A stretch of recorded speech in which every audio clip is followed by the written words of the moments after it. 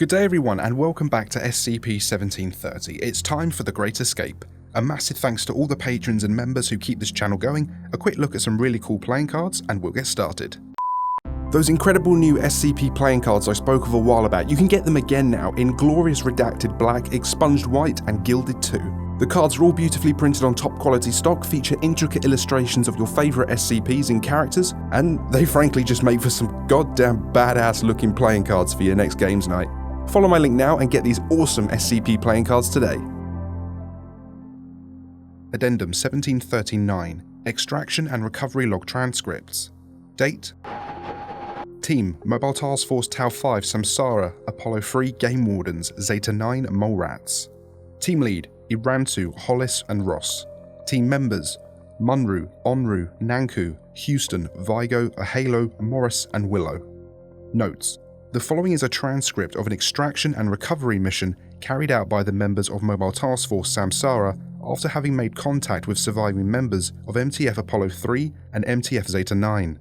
Aside from the members of the Mobile Task Forces, the team was tasked with recovering 27 surviving members of Site-13 staff, including Dr. Mohammed Skott, a Site-13 Assistant Director of Temporal Studies. Several of these individuals had sustained significant injuries, further increasing the difficulty of extraction efforts. Members of Mobile Task Force Alpha 20 Holy Divers were stationed above ground and were prepared to move in to aid in extraction efforts once the recovery team had escaped the lower levels of the site. Begin log. Mic's on. Are we really worried about recording all of this? Hey Vigo, shut the fuck up. Do what he says. Your lead, Power Ranger. Thank you. Onru has prepared an evacuation plan. I will let her explain it. Our entry routes are here and here. The largest obstacles we are currently experiencing are the spatial instabilities within the lower levels of the site. On the suggestion of Dr. Skott and Captain Hollis, our route will first travel to this section of the facility where the thresher device is contained. This device is the cause of the instabilities. And, while it is not possible to completely disable the device without risking our own lives or the lives of above-ground personnel, we should be able to reduce power to the device long enough for us to create a stable path to the surface following this route here. I got lost once shortly after our insertion and ended up in that room. I was attacked by a number of creatures that were difficult to perceive, likely due to some latent anti-memetic effects. I was able to escape them, but they're no doubt still there. That machine draws a frankly impossible amount of energy from some energy source elsewhere in the site, and those creatures I saw feed off of it. So, there's that. Why don't we send a team ahead to disable the machine and then meet up with them before heading up? We do not have enough time, and the probability of our success drops dramatically if we split up our team. Once the device is powered down, it is likely that we will have less than an hour to make our escape before it trips the failsafe and powers back up again. We will just have to make our push from there, hoping that it buys us enough time. Alright, cool. Your assignments are as follows. Tau 5 will take point, Apollo 3 will take the right and left flanks, and Zeta 9 will take up the rear. The healthiest survivors will stay near the back, and those with more serious injuries will be near the front, near Tau 5. In the event that we are flanked or assaulted, follow typical multi-force defensive assignments while allowing Tau 5 to intercept higher threats. Maintain clear lines of communication. Tau 5 and the task force captains have channel priority. Keep chatter to a minimum. You will all have plenty of time to speak once we reach the surface. Our priority now is extracting these people and staying alive. Unless you're in Samsara, in which case I guess you guys are free to do what you want. For the rest of us mortals, it doesn't help us to let the Power Rangers get mulched, since we're likely shit out of luck if they go belly up. Agreed. Does everyone understand our mission? All the task force members are in agreement. Acceptable. I will take point. We need to move quickly. Gather your things, prepare the civilians, and we will leave shortly. The teams break to assemble in their formations. The civilian survivors are briefed on the mission plan and positioned in the middle of the block. Captain, at the main door. There are leeches coming under it. Shit. Irantu, we need to roll. Agreed. Let's move out. Munru, Nanku, collapse the main door. We will exit expediently up the side. Gladly. The block moves out of the side door towards the side hallway. Nanku and Munru hang back to set explosive charges around the doorframe. Leeches are beginning to work their way under the doorframe and through cracks in the walls. As they step away from the door, Nanku opens her flamethrower on the leeches. I cannot say that you are making a difference, Nanku. There are likely many more leeches elsewhere. This is very satisfying to me. It is delicious. Munru and Nanku move quickly to join the rest of the group, which has begun moving down the side hallway. As they pass through the first door, there is an explosion and the building around them shakes. From beneath the group, a loud, uncanny screaming sound is heard. You think they know we're moving? Undoubtedly. The group continues down a series of hallways towards the stairwell, stopping occasionally to check for hostile entities. After a short time, Munru calls a halt. My optics are pinging. Strange. Move everyone back. I will scout ahead. Munru comes around the corner of the hallway, weapon drawn. His scramble optical implant highlights a dangerous meme on the wall. At the far end of the hallway, a vaguely humanoid entity, the same entity as seen during a previous remote drone exploration of SCP-1730, is seen drawing on a wall with a long curved finger. Munru projects an image of the entity to Nanku, who rounds the corner behind Munru. Hold. Suddenly, the entity turns towards Munru and Nanku and opens a single white eye, which is immediately processed and blocked by the scramble units. The entity begins to move very quickly down the hallway, changing dramatically as it moves. The entity becomes considerably larger, and its long robes flare out to either side, exposing additional hazards that are blocked by the scramble units. Munru and Nanku raise their weapons and fire. The creature reels backwards as it is struck by bullets, with large holes opening across its flesh. Munru reloads, loading incendiary rounds, and fires again, setting the creature on fire. As it staggers backwards, the entity begins to scratch madly against the wall to the right, seemingly attempting to dig through the wall away from the gunfire. Nanku takes one more shot, striking the entity in its eye and causing it to collapse onto the ground. Is everything all right? It appears so. Wait. Suddenly, the hallway shakes violently.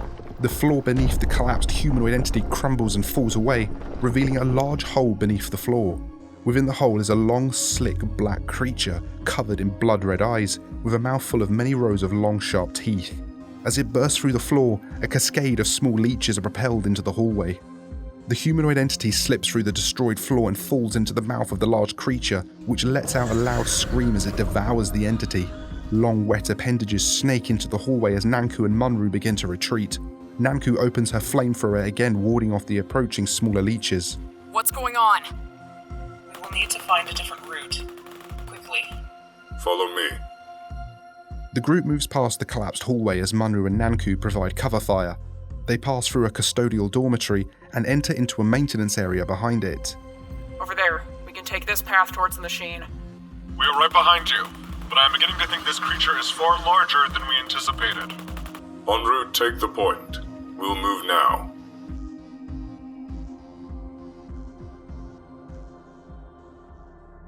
The group follows the hallways into a maintenance warehouse. They exit through a pair of doors leading into a staff break room. The group has to briefly stop to bandage up a survivor whose wound has begun bleeding again. A loud screeching sound is heard nearby. Irantu, we can't stay here long. One moment. Munru, Nanku, how far back are you? Munru, Nanku, please report. Irantu, Nanku is damaged. We are not going to be able to rendezvous with you immediately. Onru, do keep us updated on your position, and I will let you know when we can regroup. Understood. The group enter another hallway leading in the direction of the thresher wing. As they move through the hall, Onru hears a distinct sound. Irantu. Wings. How many? Many. More than I can count. They're very small, but there is a great multitude of them. You got anything else useful, Power Girl? A tinkling sound. Like crystal on crystal. Fuck. Crystal butterflies, it has to be. We'll get shredded. Unlikely. The group moves towards the sound, which continues to grow louder until it becomes a cacophonous sound that seems to be right above them. God, where's that coming from? Steady now. Steady. Irantu, the vent. In front of them, a grate on a ceiling vent falls open, and a cloud of sparkling crystal butterflies begins to fill the hallway. Irantu sees the butterflies and turns back to the group. Everybody down, please. As the group drops to the ground, Irantu runs towards the cloud of butterflies. He disappears briefly. After a short moment, there is a burst of flame that hops upwards into the vent, and the sound of shattering crystal can be heard above them. As the smoke clears, Irantu becomes visible again.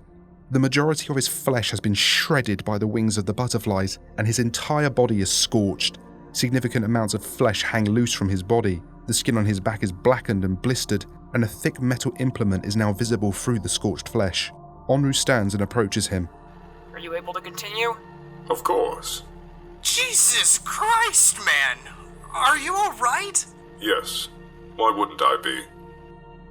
The group moves through another hall seeping with black fluid, and then another, but the third hallway is clean and relatively untouched. They ascend a short staircase before coming to a stop before a thick vault door. The machine is behind this door. I came out this way, but the door's sealed behind me. I don't know how to unlock it. Dr. Skott, do you know how to open this door? No. I never had access to this chamber. I was hoping Munru would be here. I do not think I can open this door. Suddenly, there is a resounding click and the door in front of them slowly opens. A monitor next to the door illuminates and a dark room is visible on it. In the back of the room, hidden in shadows, an indistinct humanoid entity waves. A harsh electronic static sound, vaguely reminiscent of laughter, can be heard through an unseen loudspeaker. You're welcome. Oh, Tanny. It's so long down here with us. It's so long and sharp, Tanny.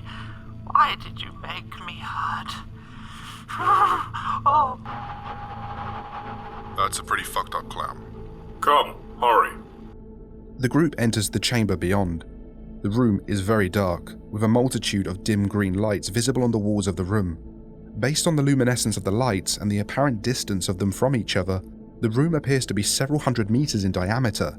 Near the back of the room, a tower of circling green lights is visible. Hey, Power Rangers. Can you see anything in here?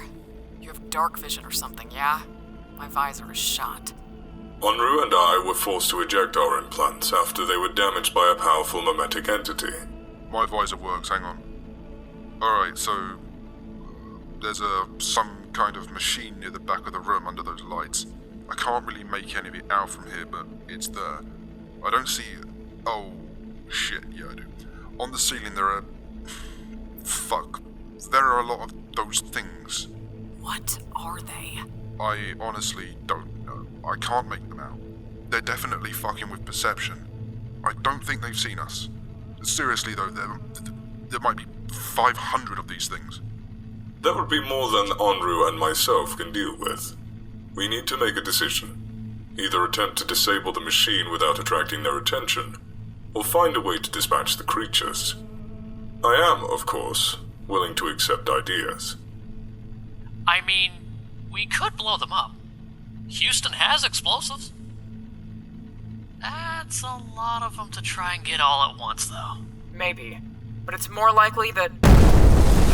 Suddenly there is a massive disturbance beneath the chamber. To the left of the group, roughly 100 meters away, there is an explosion and the wall falls away. From within the wall emerges a long, slick, black appendage covered in red eyes. The eyes open simultaneously. There is a screeching sound, and from above them, many hundreds of short, imperceptible entities fall from the ceiling. The black entity in the wall begins to lash out at the smaller entities, attempting to pull them in towards a mouth that has appeared on its front. The creatures fly towards the larger creature and begin to tear at it with claws, though many are shoveled into the open mouth of the creature. Huh. That works as well. Onru, get to the machine. The rest of you, get back to the hallway. We'll not have much time. The group retreats into the hallway outside of the large room. Onru sprints across the chamber as more and more of the smaller entities fall from the ceiling and attack the black creature. Several of them begin to move towards Onru, only to be dispatched by weapon fire from Irantu.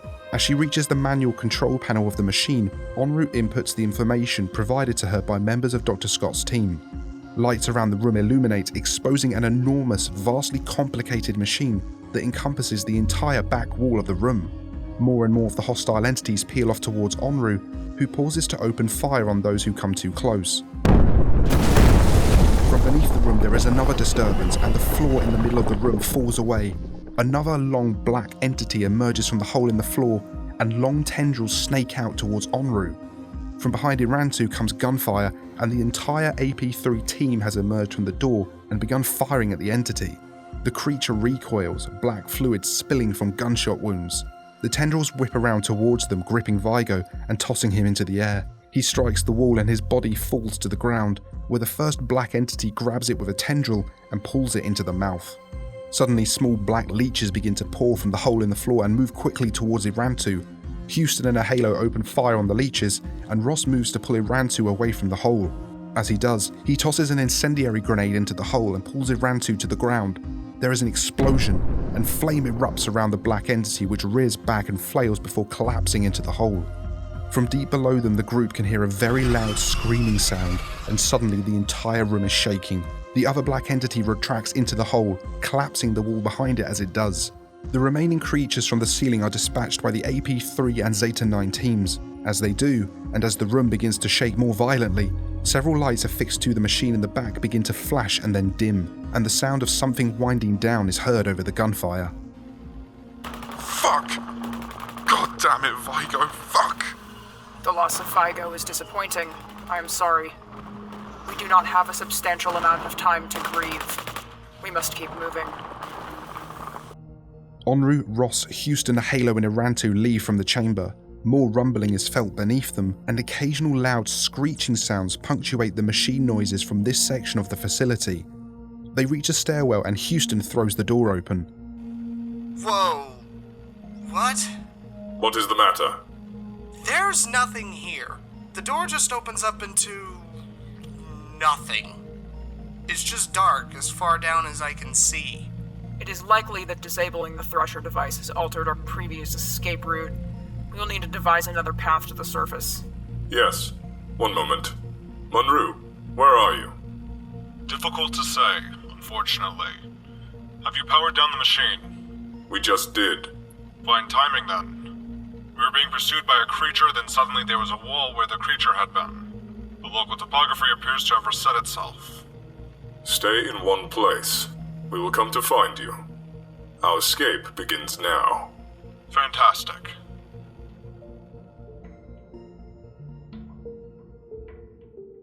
And that concludes this half of The Great Escape. It's a very big part of the SCP, so I needed to split it. I hope you enjoyed this video, and please be sure to give it a like and subscribe if you did. Huge thanks to all the incredible voices that helped bring this video to life. All their links can be found below. Big thanks to the patrons and members as always for their continued support. And thank you to Jimmy, Harrison, Sleepy Labith, Cadet Catboy, Nathius, Deathly Thorium, Luna Wilson, Guardian of Energy, Razman, Splendy the Tear God, Number of the East, Wings of a Meme, and Rick Trexon. Big thanks to the council members Tyson, Dr. Nightwraith, D-Tex, Bane, Your Local Foundation Agent, Kikaran, Tree, Hunter Killer, Captain Core, and Kibara. And huge thanks to the administrators Afray Interactive, Techno Ninja, GFHD, Infinitune, Kamana, Viger, and Andre Bashut. Thank you all for watching. I will see you all soon, and take care.